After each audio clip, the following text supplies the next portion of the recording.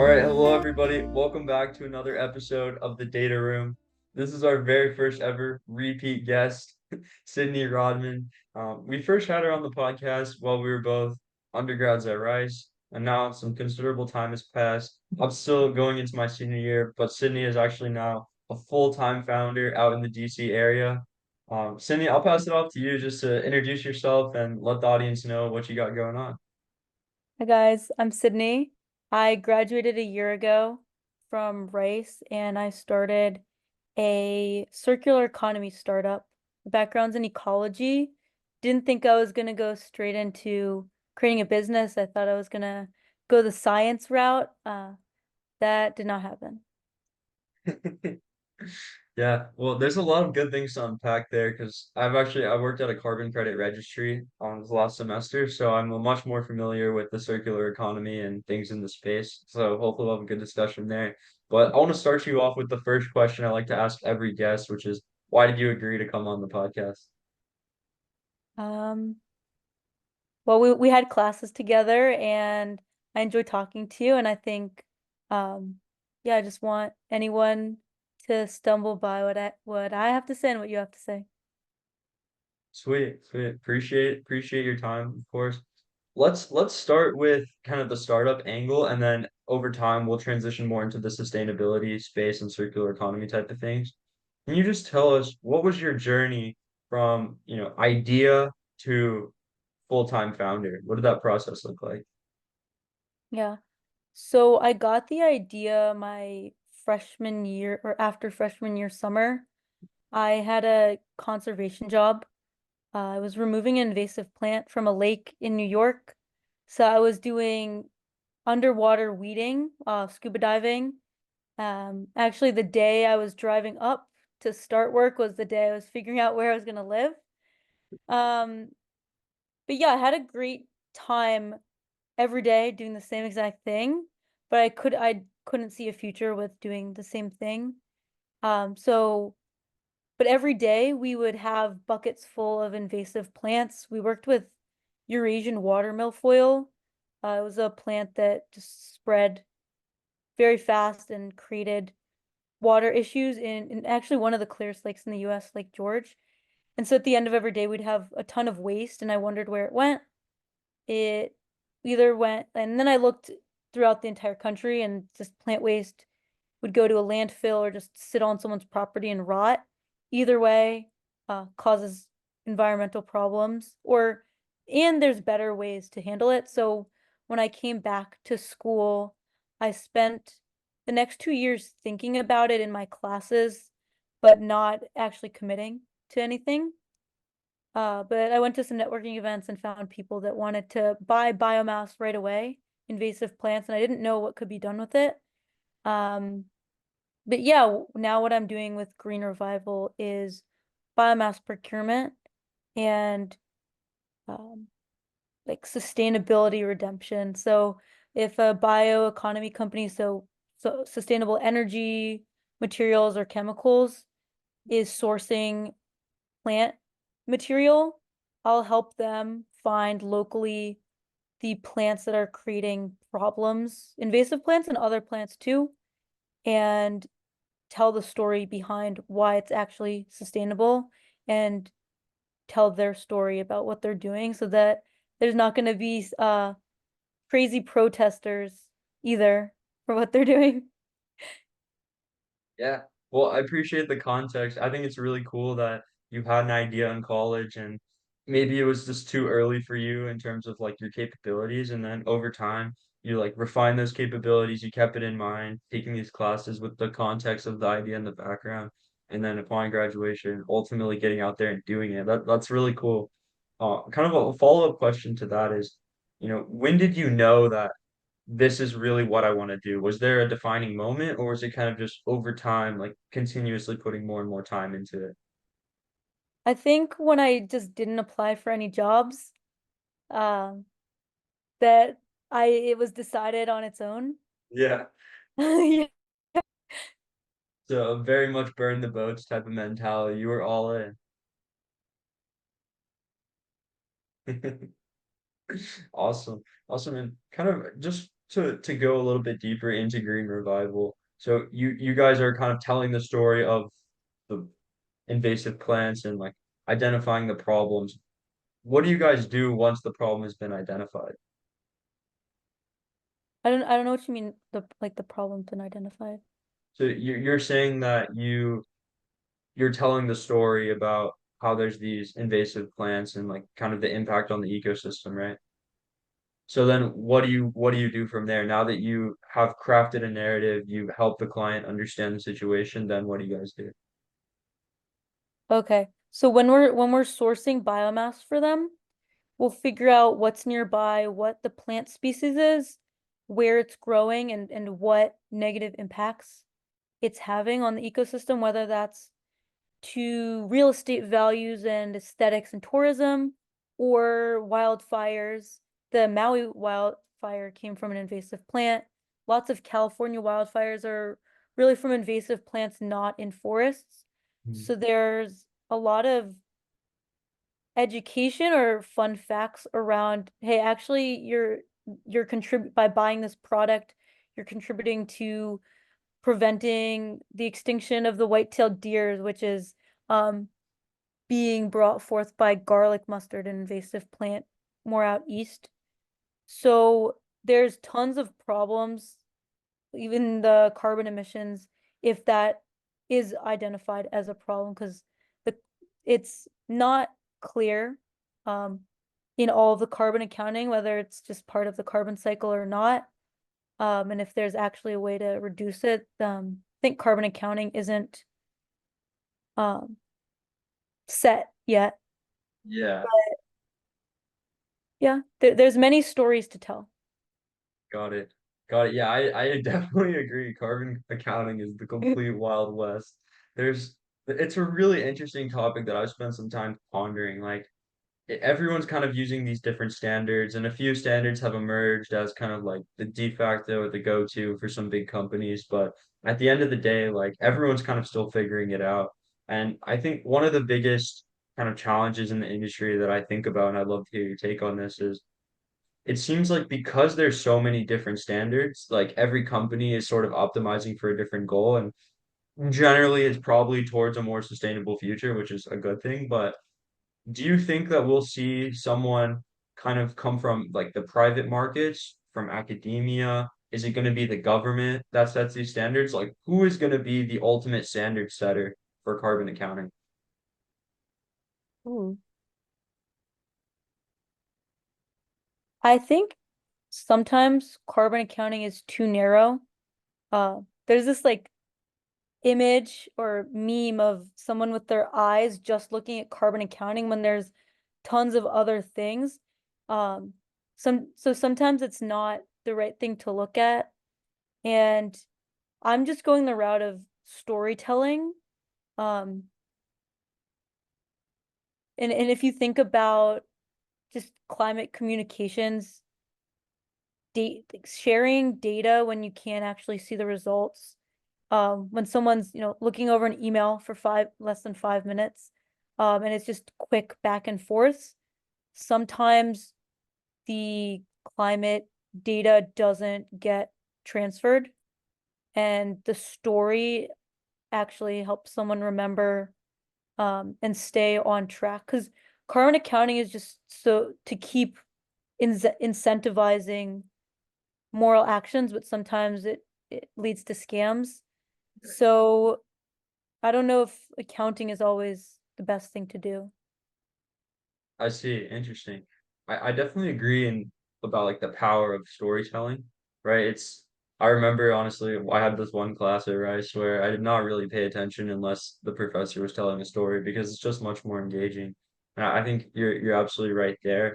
I guess the question is though, if we're only relying on stories, do you think that's enough to really motivate these businesses, right? Because at the end of the day, they're driven by money within the framework of regulations.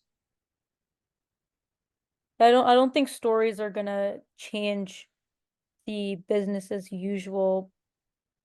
So you think, like in general, you think we're on a fine trajectory, and we're kind of the incremental steps that we've been taking now are enough. I think people are trying to replace everything too fast when they don't Mm, have a strong way to actually replace it. Um, and sometimes too much regulation create makes the transition slower. Yeah. yeah. Yeah, I think that's a fair point. I think a lot of people coming up with these new carbon credit schemes and new carbon accounting metrics and things of that nature, it's a business opportunity because, a lot of the big companies are transitioning in some ways to trying to be more sustainable. And when those big companies move in a direction, there's always money to be made. So I think you're kind of right there. Like a lot of these protocols that are coming up are like basically a sham, and they're making money in the short term, but then a big story comes out and it looks really bad for everyone that's involved, and it's almost like negative progress when you factor in the fallout. Yeah. And there is good progress with it, but it's I don't think the system is gonna stay because it's just too much of a mix of good and bad. Hmm. Yeah. So do you think, say, by 2050 or in 50 years from now, whatever you want to go off of, like in the future, in the kind of near but distant future, do you think that like carbon accounting will be a core part of every business? Do you think carbon credits will be a very standardized thing, or do you think we'll have some entirely new system? I think regulation in these types of systems are there because people don't have the right motivations or are neglecting or just not informed about a better way or an alternative way. And the way I like the way I think is that in 50 years, um, people will there will be less information warfare about climate, about national security, about everything. Will be more used to getting bombarded with content, and we'll actually know. Um, it'll be easier to look at the world and know what the right thing to do is. But it's a fair point. Now, I want to go back. Just a thought that came to my mind is when you're thinking about what to do with the waste, like it sounds like your business is more focused on kind of analyzing it and helping businesses understand. Um, with that waste, like you mentioned, oftentimes it will just sit in a landfill and or like on some property and just rot. I feel like anytime there's biomass, there's an opportunity to create energy with it. Have you looked into like renewable natural gas at all? I've looked into renewable natural gas, but they're using more. Lots of them are on farms, and so they're using farm waste, animal waste, um, and it's far to transport. I'm more interested in materials and chemicals. It's higher value products, less volume. Mhm. What would be an example of like a material or a chemical that you could create from plant waste? Yeah, anything that's hemp-based is an example. So like hemp-based clothing, if it could be an ingredient, not the entire product, or building materials. Building materials. Okay, that's a big one. I remember learning I took a sustainable design class, which was kind of my segue into the carbon credit registry.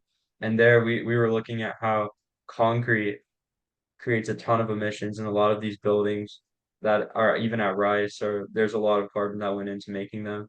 And now, like, I don't know if you were there when there's New Hansen, but they use mass timber construction, so using a lot more wood than concrete, and their carbon footprint is like, I don't know the percentage. Just say it's like 10% of what it was before, but it's just like drastically reduced by changing the building materials. Do you think this is going to be a big trend that we see and a big market opportunity? I think for some types of buildings, but I think also in general, any industry is probably emitting something, and you can find a reason to hate it or protest against it. Mhm. But I think we're not that far from the beginning of the Industrial Revolution, and changes are being made, and we don't sometimes we think we know the direction that it should go and the order that it should go, but um I think, steps and the puzzle pieces are going in place, and we don't know where it's actually going. Um but like we're looking at industries in new ways, which is good. Yeah. And kind of going off of that, looking at industries in new ways, one of the things that we've seen in the past maybe 20 years is carbon credits. Carbon credits to me, it's always been a very curious machination. Like on one hand, there's some benefits. You're associating a cost with your emissions. On the other hand, you could definitely argue that as long as you have the money to pay, there's not really any downside. You're not actually making it necessarily making a positive impact with those carbon credits. What are your thoughts on just carbon credits in general? I like the idea of biodiversity credits, um, and na like more nature-based solutions. I think with carbon credits, you could go super industrial and build the DAC plants, and that I don't want to see a bunch of industrial facilities everywhere. And if we're only incentivizing building something that just is a carbon scrubber, which is like it's only 400 parts per million, so it's a very small amount of the atmosphere. Yeah. Um, like there's lots of cool new technologies. Who know? I don't know if the direct air capture is really the future, but lots of things are popping up, which is I think the biggest benefit of the um carbon offsets is we're trying out and just like throwing spaghetti at the wall at many solutions. Yeah. Yeah, I kind of see direct air capture as like the holy crap, where it's this bad that we're investing, I don't know how much money they're investing, honestly, but like hundreds of millions, maybe billions of dollars into things just to pull carbon out of the air and do nothing else. It's like I wish there like it just seems like like such a useless thing besides the fact that we our atmosphere is really struggling. So it's like Yeah, it's if one use, one use. right. That's like I wish there was a way to either like use that carbon, which honestly there might be. I'm not super familiar. Like if we could use the carbon that they pull out, or if there was another process that in the process of doing something else, maybe it's facilitating some kind of chemical reaction or doing some other thing that it's happens to pull carbon out of the air. That's part of that process. That would be seem to me like a much more effective use of resources, but just spending all this money just to pull carbon out of the air, it's like, wow, it's really that bad that people feel like this is the solution. Yeah, it's nothing like what's out in nature. Nothing just does one thing. Like if there's an ecosystem service, which are plants that pull carbon dioxide out of the atmosphere and other biological processes like in the ocean too. Um, it's not gonna do just one thing. So it's when you design something that works in an open system, like the Earth, I wonder how like you could just design it like nature and it could work like a planner work um probably way more efficiently than a new technology.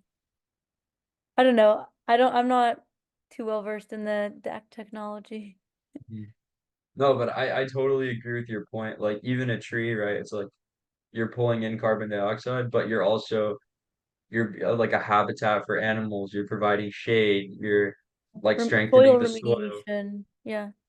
It's like there's so many other benefits associated with it. So hopefully someone that's working on direct air capture can listen to this and get inspired and knows much more about it and can actually act on it. But I Everyone's think we're trying to reinvent what's already like natural.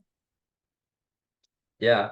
Yeah, I mean it's so true. Like nature's already amazing at regulation, right? Like regulating the atmosphere and maintaining a There like a self.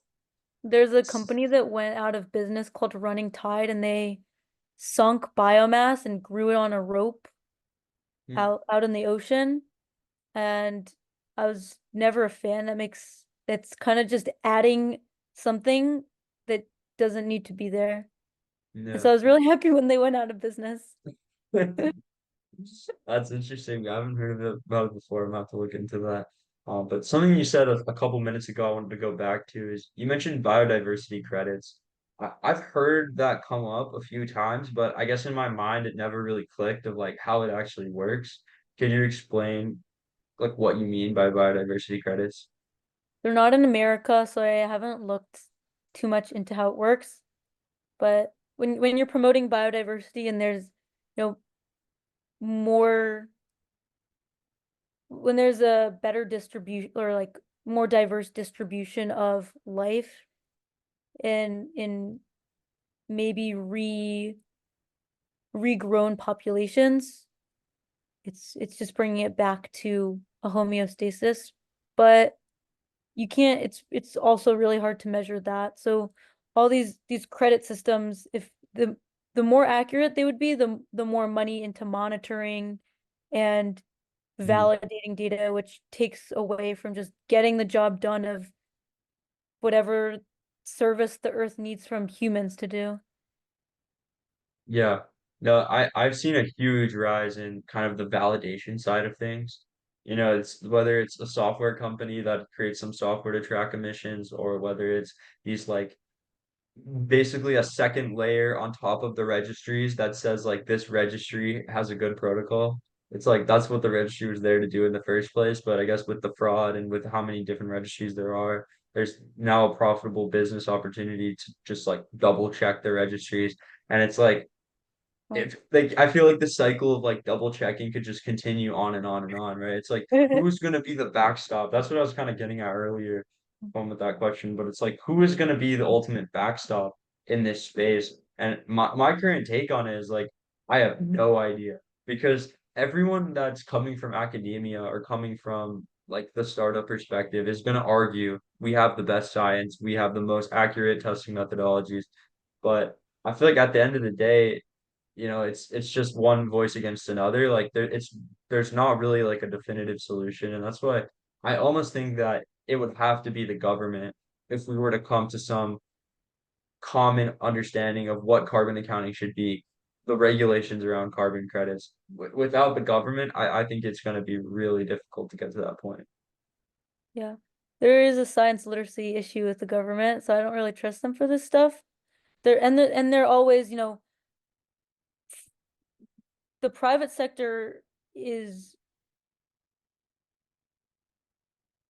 um I think the private sector does better work in innovating for the environment where policy um regulates what the private sector does. Yeah. No, I agree with that. I mean, in the government, the incentives are just different than if you're an entrepreneur going out and now you have this chance to own equity in a very valuable company. I don't know what's a more powerful incentive than that, right? Yeah, I mean, if the government knew what the multiple, I don't think it's one silver bullet, but if they knew could define what the silver bullets were, then they would have the power to scale it. But Mhm. I think the government is behind the private sector. Oh, absolutely. I feel like they always are. What is, so from your perspective, right? I feel like you're like very deeply ingrained into the space at this point, into sustainability and kind of telling the story of really what's going on. From your perspective, what is one thing that everyone can do better in their daily lives? Like what is one thing just an average citizen can do different or better to promote sustainability or to live more sustainably?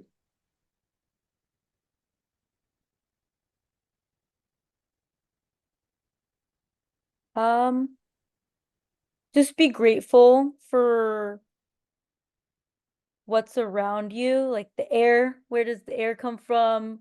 The built environment. Um, for pretty sights around. I think just having an awe and a gratitude for something that you didn't take part in having it be there, but benefits you and brings benefits, just appreciating the world. Yeah. I think you're absolutely right. Like the world is incredible. Nature is awesome. Like there's always a lot to appreciate there. It's a good perspective. now, so we've talked about sustainability and kind of that space for a bit. Let's bring it back to just your journey as a founder. Like in the past year or so since you've been working on this idea, what are some habits that have really served you well?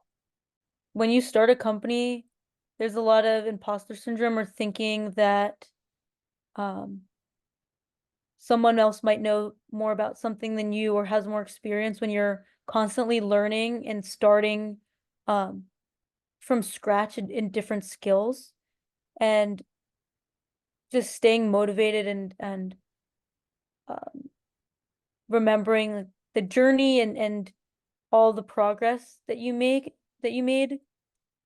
and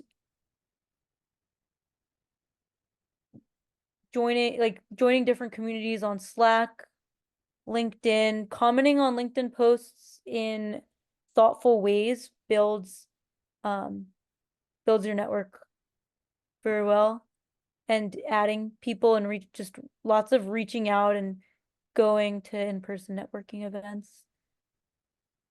Yeah, that's great advice. I don't really comment on LinkedIn too much, but maybe I should start trying to do it.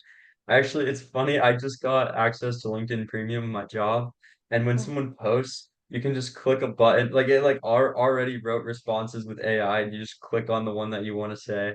And I think they're kind of stupid, but I can appreciate what LinkedIn's trying to do. But I think it's a good point. Like just very practical advice. When someone posts on LinkedIn, they're going to get a lot of visibility. When you respond, all of a sudden it's going to pull in a lot more people to that post and they can see that you're actively engaging, right? And if you stay consistent with it over time, it kind of goes back to what we were talking about before the podcast of like building your own personal brand through content.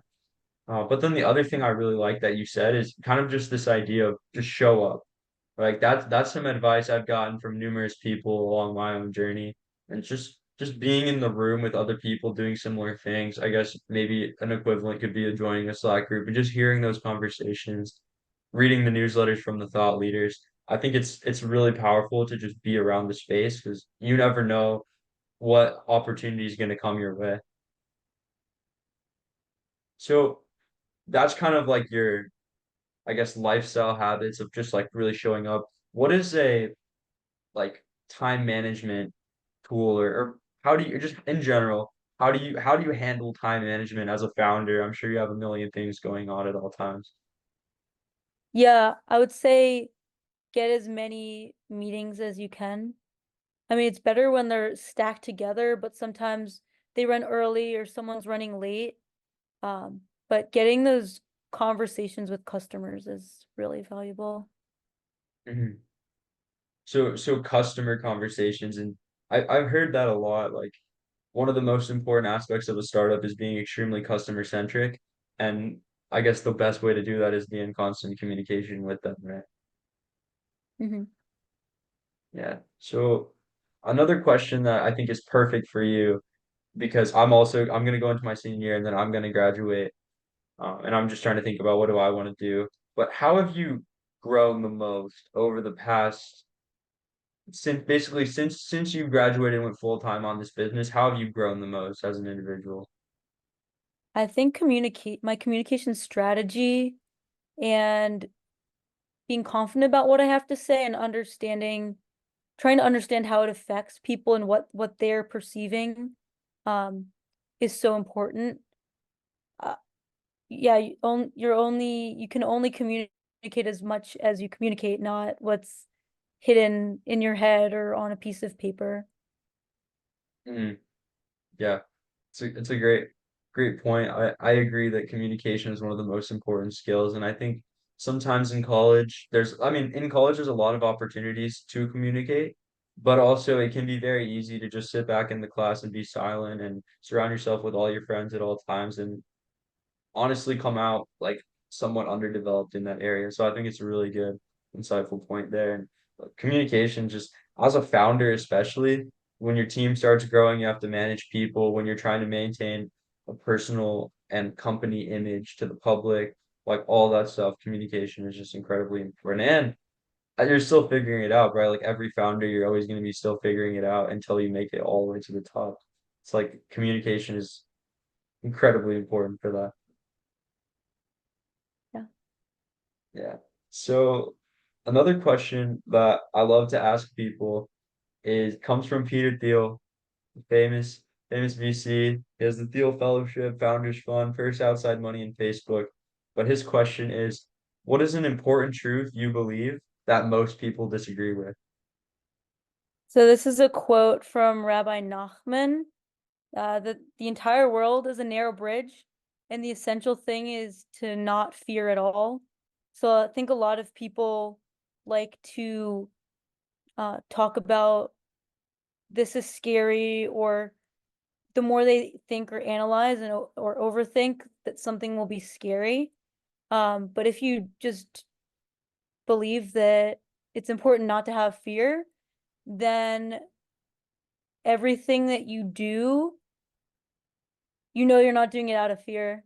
And you're not responding to something irrational, but rather, um, what you're doing is on the path and getting you to where you need to go because that's what you're focusing on. Yeah, I love that. I love that. It's true. I think fear can hold a lot of people back. And I think kind of coupled with fear is also uncertainty. Like life is just inevitably going to be uncertain. There's always going to be risks to take. But if you never take the risk, if you never get over that fear, then you will never know what could be, right? So again, big kudos to you for just going out there and trying to make something work. That's awesome. So, Sydney, I saw that you were on the board of Colossal Biosciences. Can you speak to how that's kind of expanded your perspectives beyond your scientific background? Yeah, so while I was initially building Green Revival, I was talking not to anyone in my generation, um, business, for the industries that I am working with are not youth. And on this board, um, of this really innovative company that plans to bring back the woolly mammoth by 2028, um, they opened a board group for Gen Z.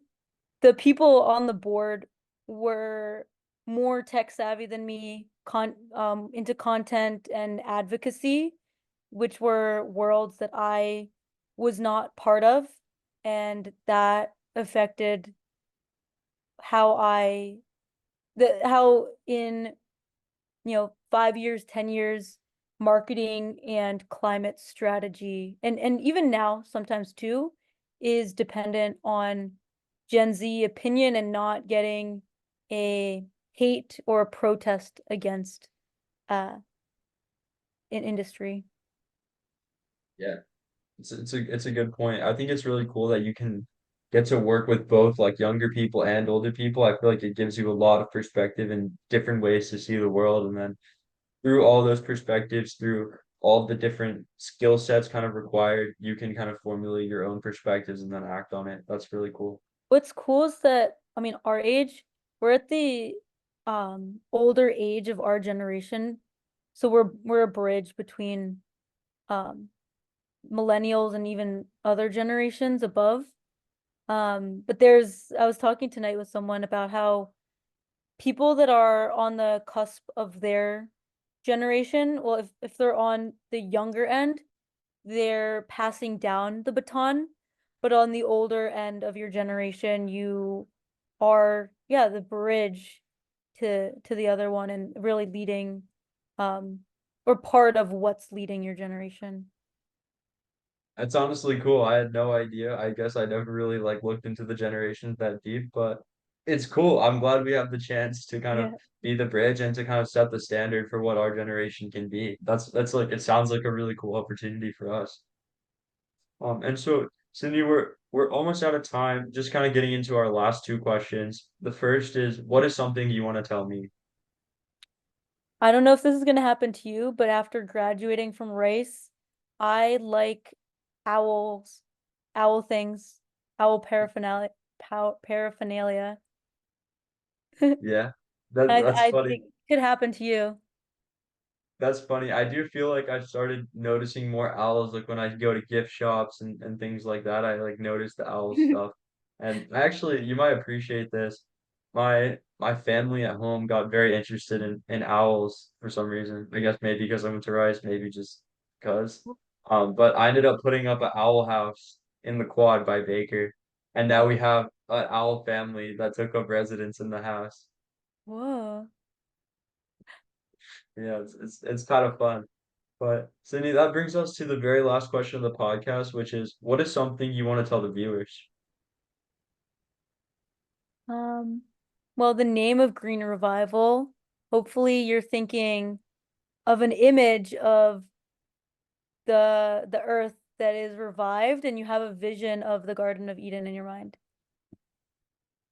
Love it. Love it. Well, Sydney, thank you very much. This was a pleasure. I really do enjoy talking about kind of sustainability and the climate and the new developments happening in the space. It's obviously really important, and I also think it presents a tremendous business opportunity in our kind of prime years in our working career. So it's great to hear your perspectives, and I wish you all the best with Green Revival. I can't wait to hear about you on the front cover of Forbes. Thanks. Thanks for having me. Of course, anytime. Thank you again, and that concludes this episode of the Data Room.